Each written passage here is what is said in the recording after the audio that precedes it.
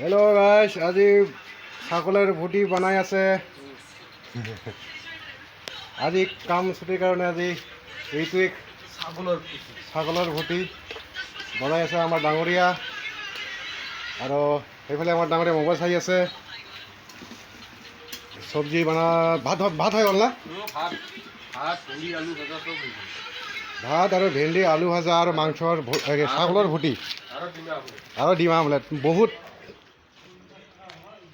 বহুত চব্জি আছে, বহুত বাজেট। এই আমাৰ ডাঙৰীয়া ছুটিৰ কাৰণে আজি ৰেষ্ট কৰি আছে। ডাঙৰীয়া টোপনি পাৰি আছে। এই ডাঙৰীয়া কি খবৰ? হা, পেপাৰ পঢ়তেছ না ঘুমাই আছ? এই আমাৰ ডাঙৰীয়া হ'ল বেংগলৰ, কলকাতাৰ। অলপ বাংলা কয়, আমিতো অসমৰ। এইটো আমাৰ ডাঙৰীয়া বঙাইগাঁৱৰ।